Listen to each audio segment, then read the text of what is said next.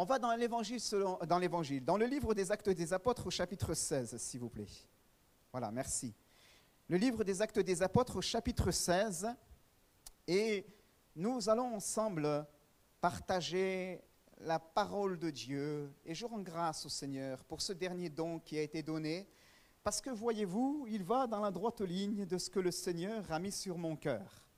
Mais j'avais, au-dedans de moi-même, un certain sentiment. Je me disais, mais voilà, Seigneur, tu nous donnes au travers des Écritures des perles, quelquefois je dis même des pépites, pour ainsi dire, qui sont là pour pouvoir enrichir nos vies. J'espère que vous êtes enrichis au travers de la parole de Dieu. Et ce n'est pas pour que nous passions à côté. Ce n'est pas pour que nous passions à côté, mais c'est pour que nous puissions nous laisser enrichir véritablement par la parole de Dieu. Alléluia, véritablement par la parole de Dieu. La Bible nous dit, bien-aimé, invoque-moi et je t'annoncerai des choses cachées, des choses que tu ne connaissais pas, des choses cachées, des choses que tu ne connaissais pas. Et voyez-vous, en tant que lecteur de la parole de Dieu, comme tout scribe avisé, dit les Écritures, le scribe, c'est celui qui est versé dans la parole de Dieu, qui s'intéresse, qui la lit, qui la médite. Eh bien, comme tout scribe avisé, nous tirons de ce trésor des Écritures des choses anciennes, autrement dit des choses que l'on connaît, et des choses nouvelles. Des choses nouvelles. Gloire à Dieu pour les choses nouvelles. Amen. Non pas que nous ayons la démangeaison d'entendre des choses qui nous soient agréables. Non, je ne parle pas de ces nouveautés-là, qui sont comme des friandises, finalement, que parfois le monde veut nous communiquer et qui ne nourrissent pas réellement l'âme. Pire, finalement, nous donnent du diabète spirituel. Je ne parle pas de ces choses-là. Je parle de ces choses nouvelles que nous pouvons tirer au travers du trésor des Écritures, de la parole de Dieu. Amen. Et de ces choses nouvelles que le Saint-Esprit nous communique et qui veulent réellement nourrir notre âme et les transformer durablement. Amen. Les transformer durablement. Parce que, bien-aimés, la volonté de Dieu, c'est quoi? C'est que nous puissions, les uns les autres, être transformés à la ressemblance de son Fils. Amen. La volonté de Dieu, ce n'est pas un petit programme bien taillé, sur mesure, pour ta petite vie, pour que tu aies un ego démesuré et qu'on se souvienne de toi lorsque tu seras passé.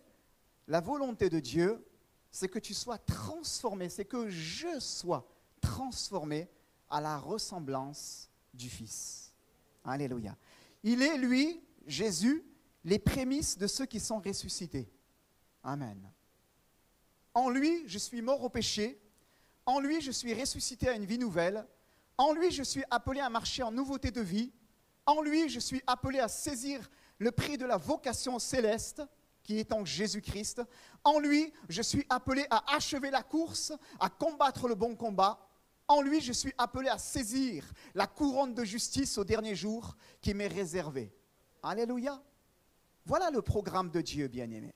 Et pour cela, au travers des Écritures, Dieu nous donne ce dont nous avons besoin. Amen. Dieu nous donne ce dont nous avons besoin et des choses anciennes que nous connaissons. Et il est bon de nous nourrir aussi de ce que nous connaissons, mais aussi des choses nouvelles. Un texte qui se fait, jour d'une nouvelle manière à nos yeux, à nos cœurs. Et là, on comprend certaines choses. Et c'est précisément ce que je voudrais partager avec vous ce matin. Et voyez-vous, le drame, c'est que parfois Dieu veut nous parler, mais en fait, on n'est pas tellement présent, quoi. On n'est pas tellement là, en fait. On n'est pas tellement là. On est un petit peu, je ne sais pas, on est un petit peu léger, on est un petit peu ailleurs dans notre tête, vous comprenez? On est un petit peu ailleurs. Et le Seigneur nous dit pourtant, mais j'ai une vérité à te communiquer. J'ai une vérité. Cette vérité a le pouvoir de transformer ta vie. Mais nous, on est là, tranquille. Ça va, t'as passé une bonne semaine? Bien. Comment ça se passe pour toi? Et on fait, excusez-moi, je vous parle à cœur ouvert, on fait un peu notre vie, on n'est pas réellement dans le culte en fait. On n'est pas réellement dans la présence de Dieu. Pas réellement dans la présence de Dieu. On n'est pas en train de réunir tout notre être, à l'image de ces Israélites qui, devant le mur des lamentations, prient en agitant tout leur être. On n'est pas, nous, en train de réunir tout notre être intérieur pour nous porter vers lui de cette même manière. Alléluia. Et Dieu nous parle. Et Dieu nous dit, mais j'ai quelque chose pour toi, mon enfant. Je veux te donner quelque chose. Je veux te donner quelque chose. Mais le drame, c'est que, en fait, des fois, tu n'es pas prêt pour l'accueillir. Tu n'es pas prêt pour le recevoir. Tu n'es pas dans cette communion que j'attends. Tu n'es pas dans cette communion que j'attends. Et Dieu a pour nous ses trésors et ses richesses. Et là, eh bien, alors qu'il les met à notre disposition, j'ai envie de dire même qu'il a envie de faire entendre sa voix, résonner sa voix, qu'il a envie de donner de la voix, littéralement, eh bien, il n'arrive pas réellement à nous rejoindre parce que nous sommes préoccupés, d'autres voix résonnent dans notre fort intérieur et nous sommes ailleurs. Alors, bien-aimés, ce matin, je voudrais vous parler, frères et sœurs, c'est pour cela que je suis si solennel et un petit peu carré sur les angles ce matin, parce que je vais vous parler du secret le mieux gardé d'Acte 16. Le secret le mieux gardé d'Acte 16. Mais je ne peux pas apporter cette pensée qui m'a fait du bien et qui, je crois, nous amène à porter un jour nouveau sur ce chapitre que nous connaissons tellement bien, alors que finalement, peut-être on est un petit peu parfois léger au-dedans de nous-mêmes. Le don spirituel nous l'a rappelé. On est là sans réellement être là. Et je le dis à chacun de nous, bien sûr, sans aucun jugement, que Dieu m'en garde, mais afin que nous puissions les uns les autres nous examiner réellement, à la lumière de sa présence. Amen. Je ne dis même pas la lumière de sa parole, mais à la lumière de son esprit lorsque nous venons devant lui, que là, nous ressentons sa présence. Seigneur, je veux que tu parles à mon cœur. Et Dieu nous dit, oui, je veux parler à ton cœur, mais il faut que tu sois dans une disposition intérieure qui te permette de recevoir. Alléluia. C'est important. Alors on lit ensemble, bien-aimés, à partir du verset 16, et on va aller ensemble dans la parole de Dieu. Comme nous allions au lieu de prière, alors pardonnez-moi, j'ai été un petit peu carré, mais on va aller ensemble. Vous allez comprendre ce que je veux vous dire ce matin, et vous allez comprendre aussi pourquoi ces propos. Donc à partir du verset 16, acte 16, verset 16. Comme nous allions au lieu de prière, une servante qui avait un esprit de python, et qui disait en devinant procurait un grand profit à ses maîtres, vint au-devant de nous et se mit à nous suivre, Paul et nous. Elle criait, ces hommes sont les serviteurs du Dieu très haut et ils vous annoncent la voie du salut. Elle fit cela pendant plusieurs jours. Paul, fatigué, se retourna et dit à l'esprit, je t'ordonne au nom de Jésus-Christ de sortir d'elle. Et il sortit à l'heure même. Les maîtres de la servante, voyant disparaître l'espoir de leur gain, ils se saisirent de Paul et de Silas et les traînèrent sur la place publique devant les magistrats et les présentèrent aux prêteurs en disant, ces hommes troublent notre ville, ce sont des Juifs qui annoncent des coutumes qui ne nous est permis ni de recevoir ni de suivre à nous qui sommes Romains. La foule se souleva aussi contre eux et les prêteurs ayant fait arracher leurs vêtements ordonnèrent qu'on les bâtît de verges.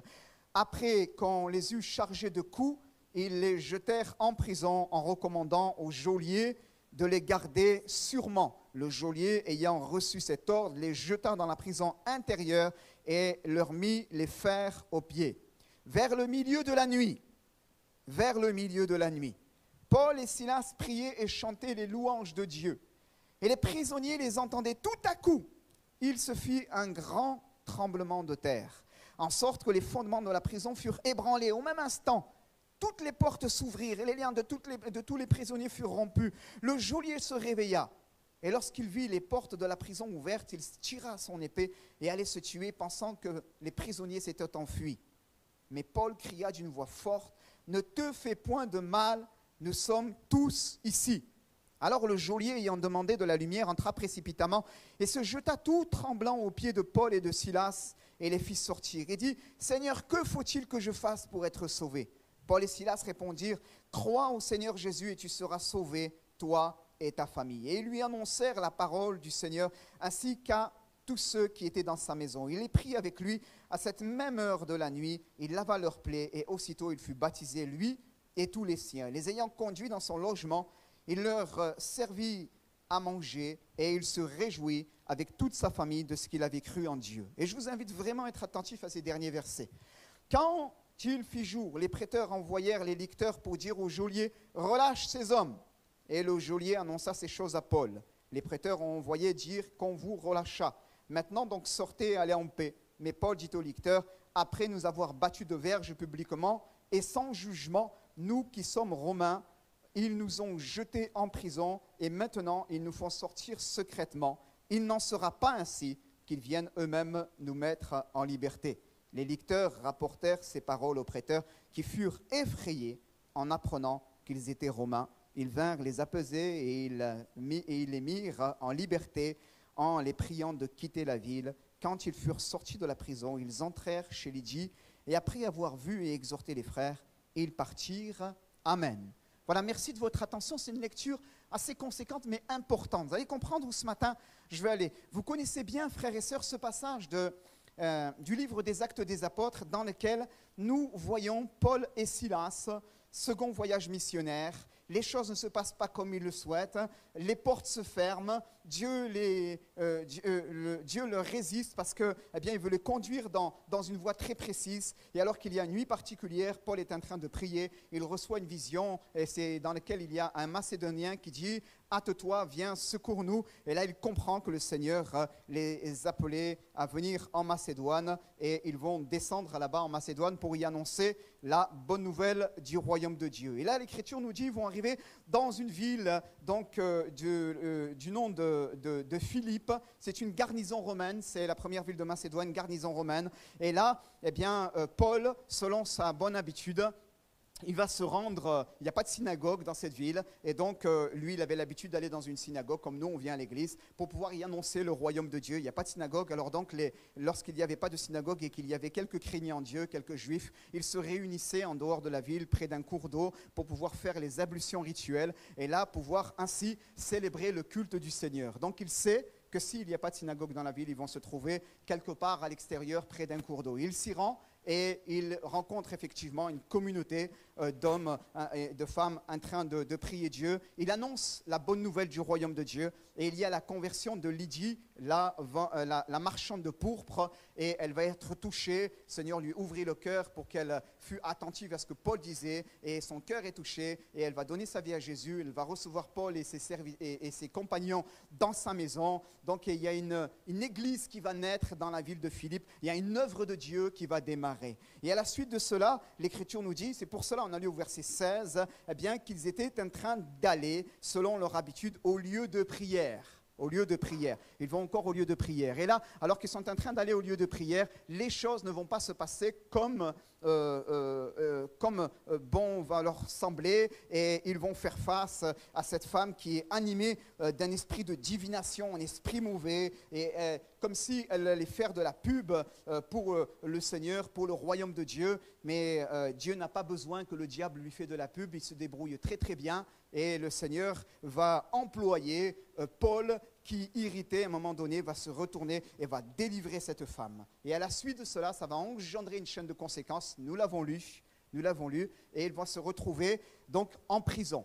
Ils vont se retrouver en prison. Et c'est à ce moment-là, eh bien, qu'ils vont être battus de verge, ils vont être jugés faussement, et on va les jeter en prison avec un ordre très précis. Eh bien, c'était de les garder sûrement, dans la prison intérieure. Ce n'est pas les prisons, nos prisons, où vous avez la possibilité d'avoir la télé, d'avoir des chaînes avec abonnement. Non, ce n'est pas les prisons, même si aujourd'hui, eh bien, il y a dans le milieu carcéral beaucoup de carences, mais les prisons romaines, c'était autre chose.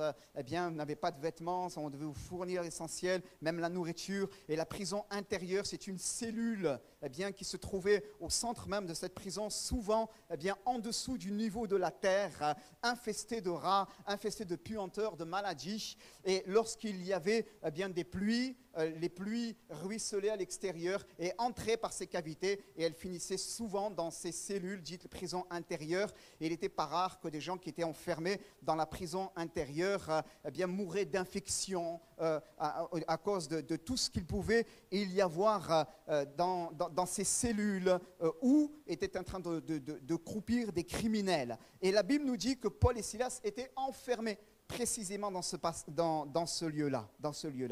Et il nous est dit, voyez-vous, c'est pour cela, je disais tout à l'heure, c'est un texte que l'on connaît, frères et sœurs.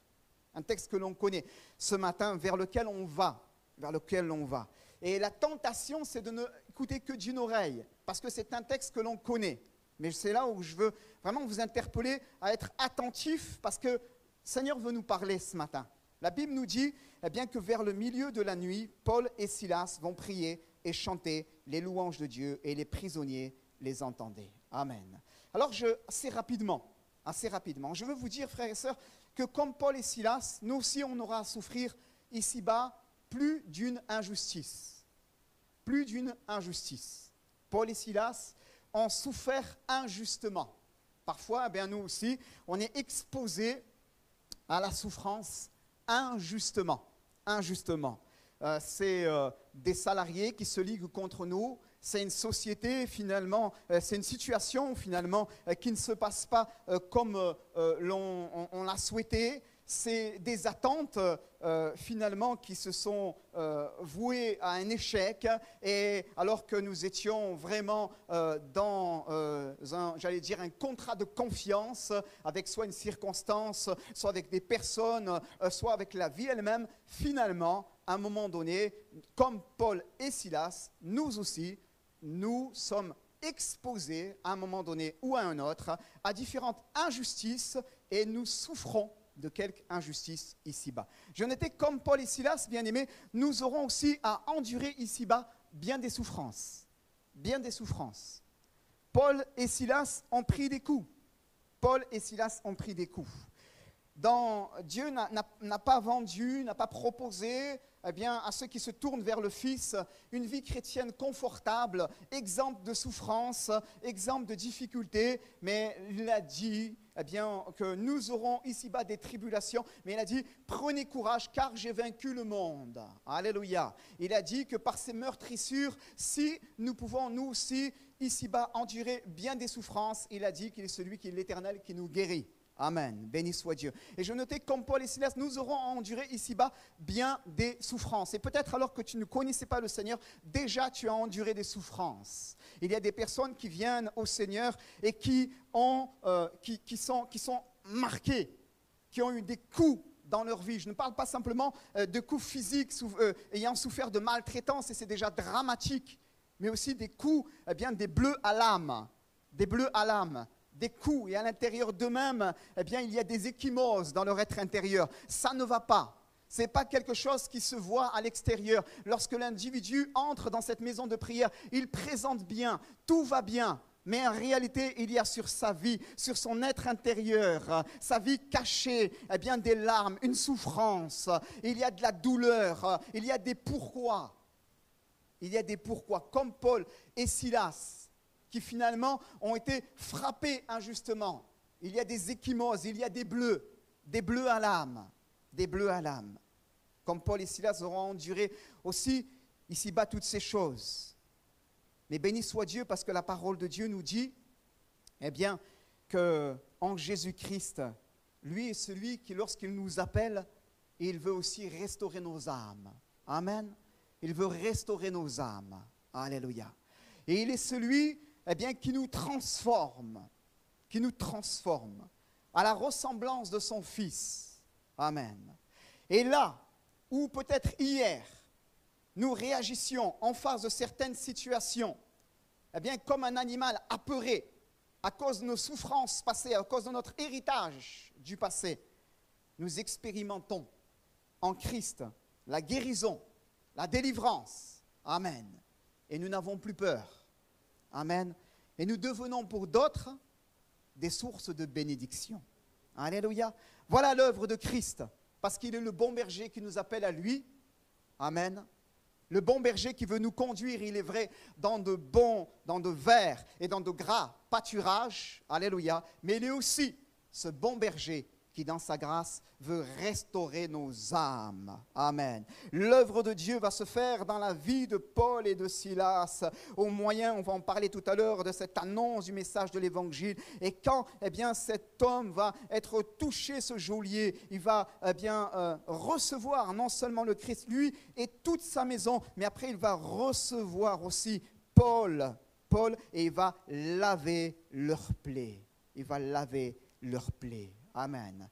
Merci à mon Seigneur, merci à notre Seigneur de ce que dans sa grâce, il ne nous laisse pas ici-bas avec nos souffrances, avec nos blessures intérieures, mais que ce Christ qui nous a appelés à lui est celui non seulement qui a pour nous une vie en abondance, amen, gloire à Dieu, mais en plus, il veut restaurer, il a la capacité de restaurer mon âme, de laver mes plaies. Amen.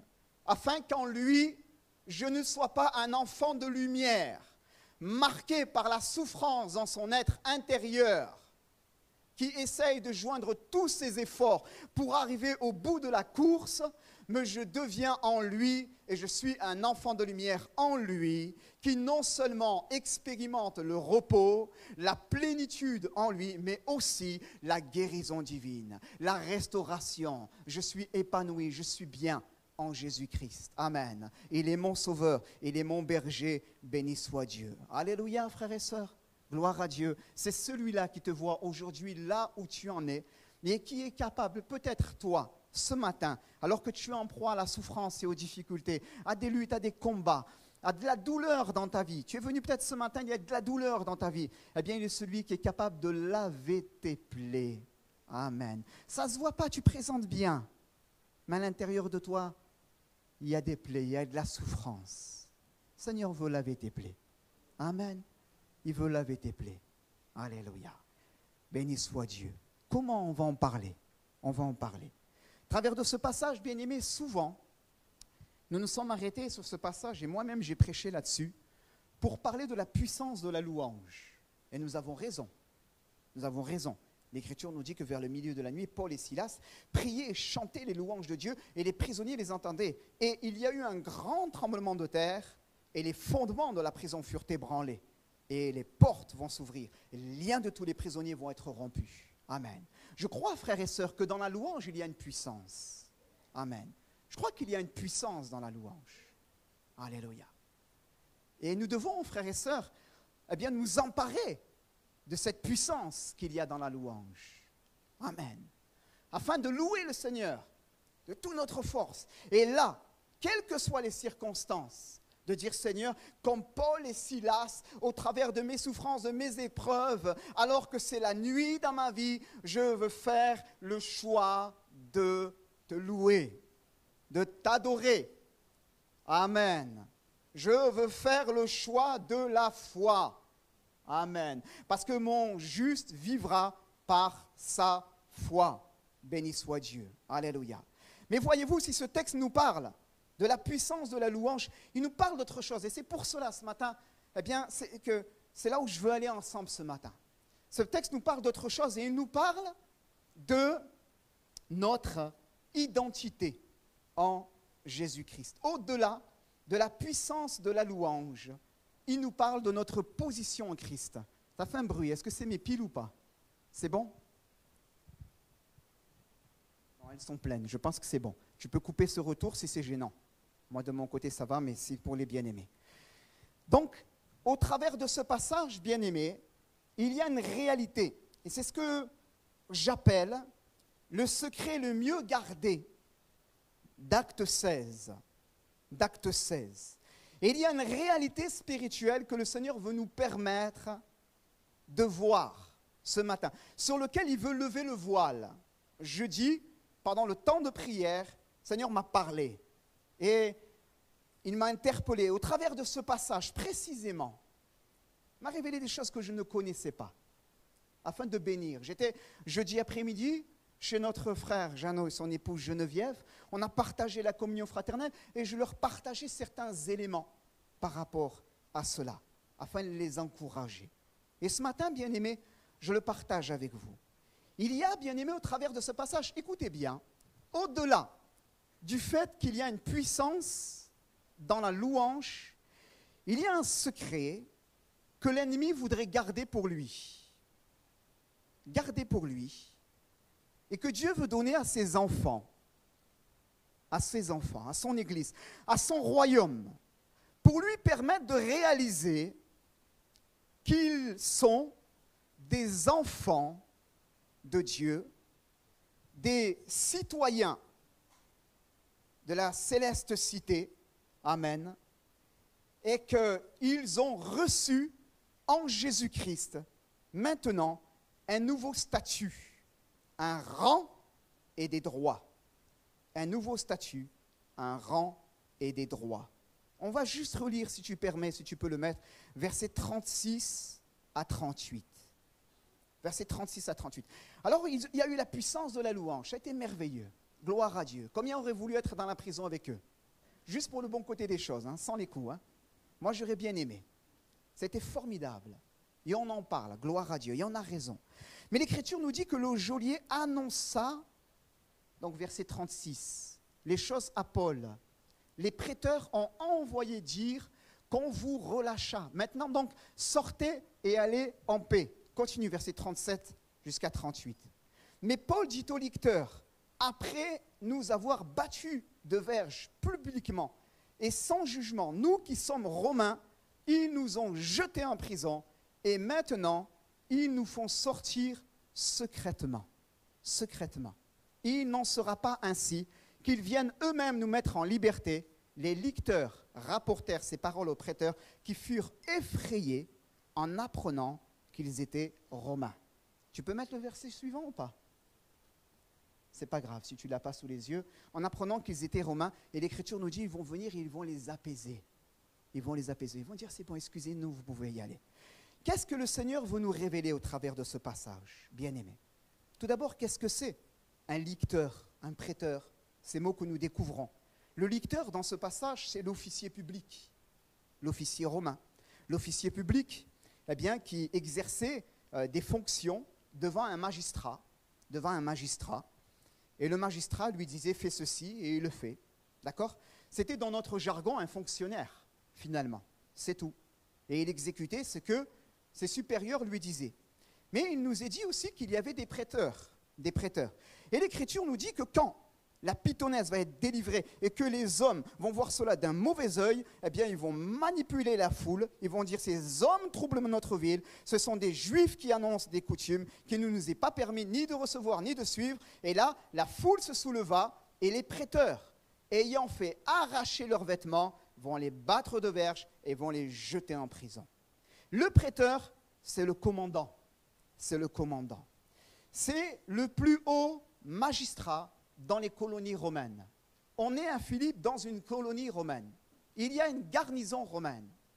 Et le plus haut magistrat, c'est celui qui était le prêteur et qui avait le pouvoir d'administrer la justice pour les cas importants. Il y a une situation. On est dans l'Empire romain, c'est la Pax Romana. Ce n'est pas la paix démocratique au sens où nous l'entendons. C'est une démocratie imposée. Et si tu ne restes pas dans le rang, eh bien, on va te montrer comment il faut faire pour marcher dans le rang. C'est comme cela.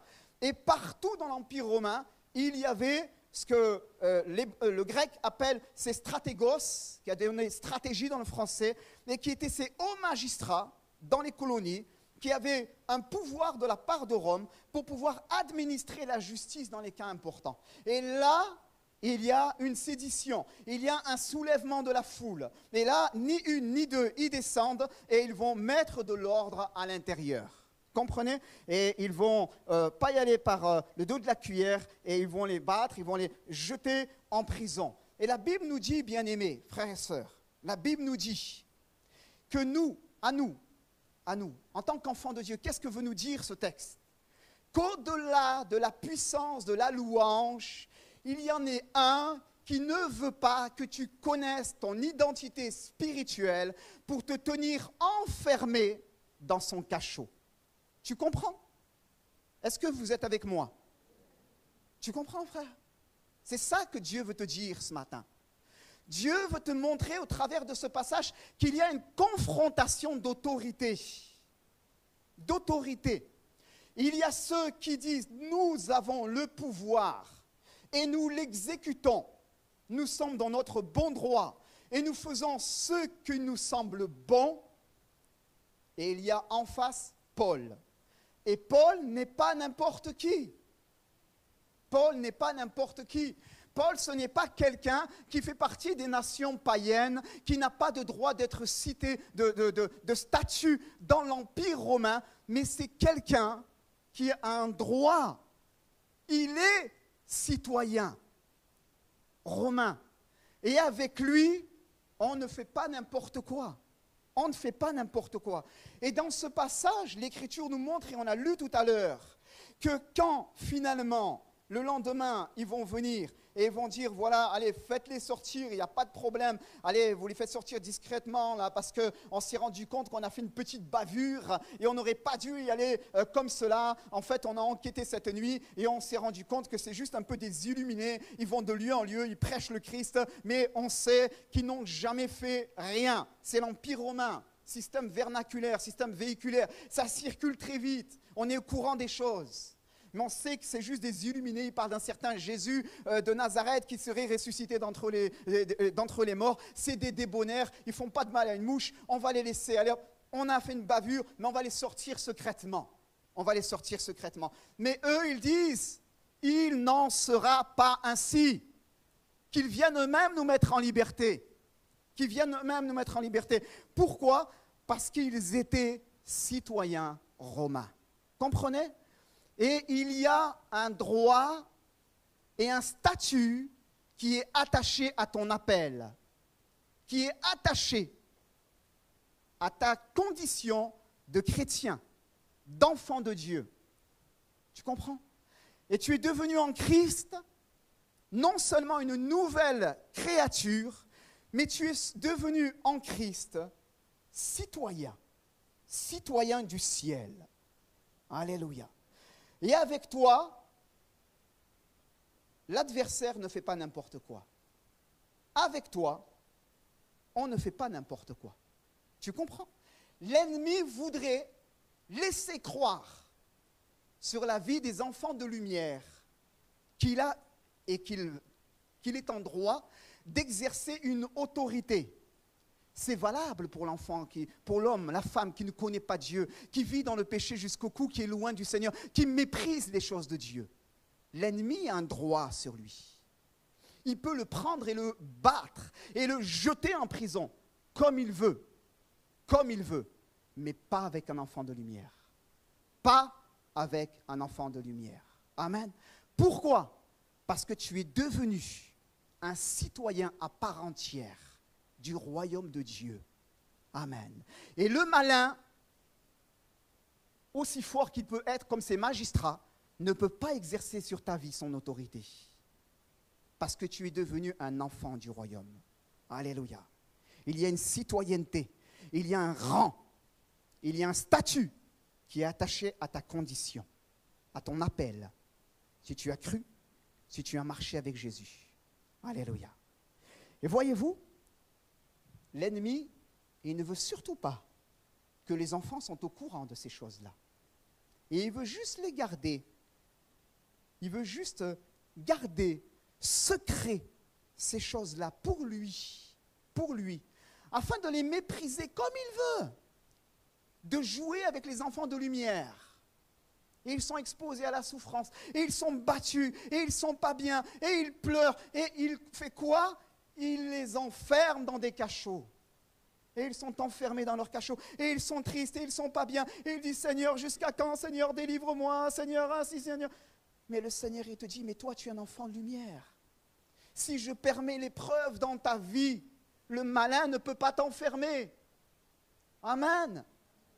si je permets parfois les circonstances douloureuses, si je permets parfois que tu sois blessé injustement, si je permets parfois dans ta vie la souffrance, cependant, je n'ai pas prévu que tu te laisses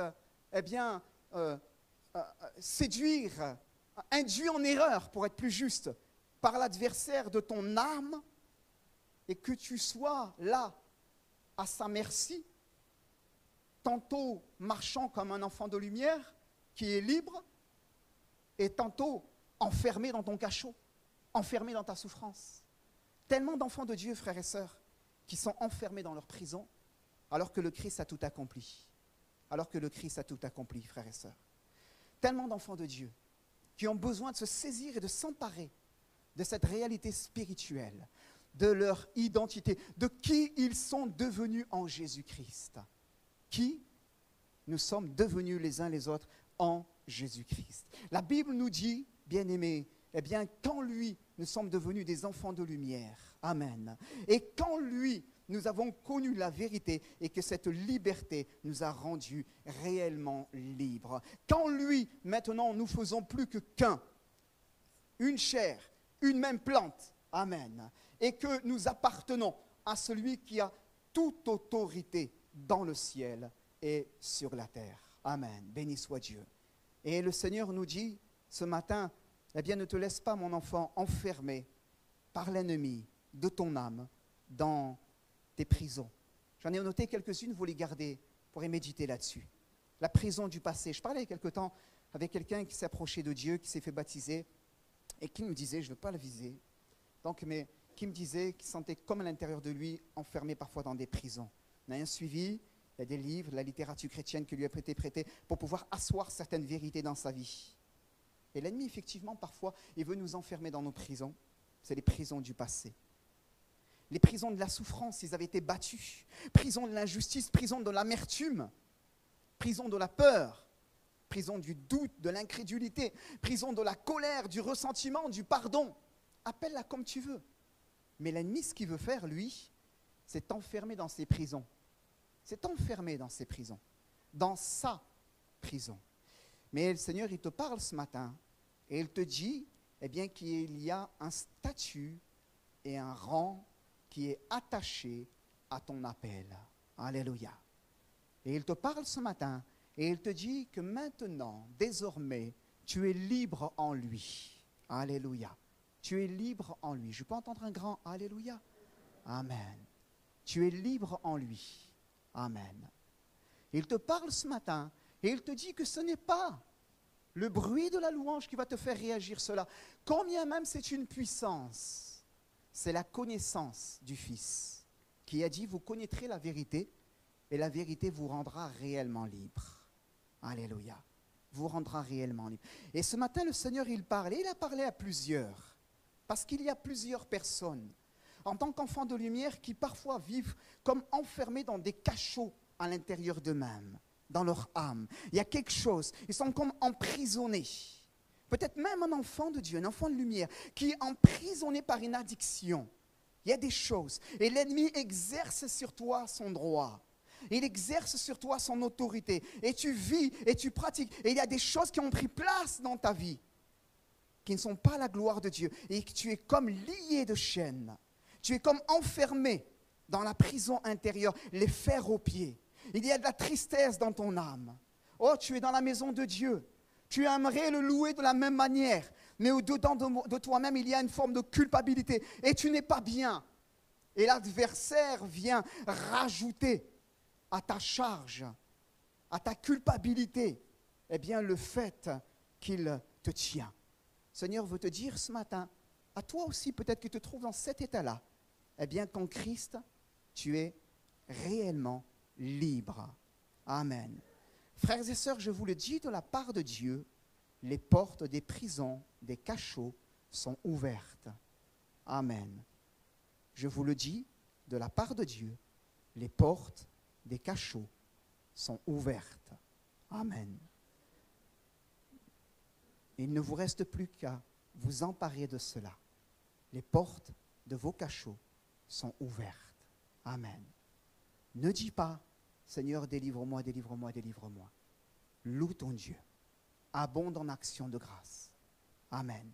Confie-toi en lui et laisse-le accomplir sa parole dans ton existence. Alléluia. En Christ, tout a été accompli. Tout a été accompli. Nous n'avons rien le droit de rajouter à ce qu'il a accompli. Il a tout accompli pour chacun de nous. Amen. Alors, que nous puissions nous garder les uns les autres, de dire, Seigneur, que ça va être, ah bien voilà, il faut que je prie peut-être davantage, ou ceci ou cela, par quelques actes de piété, que je vais arriver à voir quelque chose se débloquer. Non, mais que nous puissions, les uns et les autres, juste nous laisser imprégner par sa parole et dire, Seigneur, tu me révèles quelque chose. C'est une clé du royaume ce matin. Amen.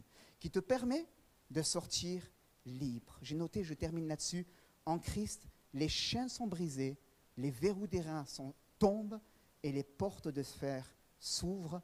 En lui, tu es délivré. On a dit, le prêteur au lecteur, relâche ces hommes, mais Dieu dit, c'est moi qui dis, relâche ces hommes. Alléluia. C'est lui qui a toute autorité. Et le Seigneur, ce matin, déclare cette parole dans ce lieu. Parole de libération pour quelqu'un qui a besoin de la recevoir. Tu ne seras plus le pantin du malin. C'est terminé. Mais Dieu dit, je te relâche. Dans le nom de Jésus. Dans le nom précieux de mon Fils. Amen. Reçois cette parole. Reçois cette parole. Nous fermons ensemble nos yeux, s'il vous plaît. On va prier le Seigneur. Amen. Souvent, tu as été attaqué. Souvent, tu as été blessé. Souvent, tu as été meurtri. Je ne suis pas en train de dire que cette vérité va gommer toutes tes souffrances et que tu ne seras plus jamais exposé à la difficulté, aux luttes et au combat. Je ne suis pas en train de dire que plus jamais tu ne recevras des coups dans ta vie. Je suis en train de dire que alors que tu vas recevoir des coups, tu auras aussi le pouvoir de résister à l'ennemi afin qu'il ne t'enferme plus dans son cachot. C'est terminé parce qu'il t'aura permis de comprendre que tu es un enfant de Dieu, qu'il y a un statut, parce que le Seigneur t'aura permis de comprendre qu'il y a un statut, un rang et des droits qui sont attachés à ton appel. Amen. Je vais terminer par la prière. Et simplement dans un moment solennel, eh bien on va simplement garder cette parole. Alléluia. Peut-être il y a un frère, une sœur qui avait besoin d'entendre cette parole ce matin. Je vais t'inviter simplement, eh bien, soit à lever ta main, soit à te lever à ta place, soit de faire tirer dans ton cœur, peu importe, mais vraiment prendre un moment en conclusion de ce temps-là pour lancer un appel. Vous le recevez comme vous voulez, peu importe, mais dans votre cœur, vous dites, Seigneur, je le reçois. Alléluia. Et juste, voilà, je vous interpelle dans votre cœur, pas la peine de vous lever. Je vous interpelle dans votre cœur, recevez cette parole. Seigneur dit, relâche ces hommes. Ce n'est pas le prêteur qui donne un ordre au lecteur, mais c'est le maître, c'est le Dieu des cieux. C'est celui qui est le Seigneur des seigneurs, le roi des rois, le Dieu de gloire, celui qui a toute autorité. Il parle et il déclare à l'ennemi de nos âmes, à travers de sa parole, relâche ces hommes dans le nom de Jésus.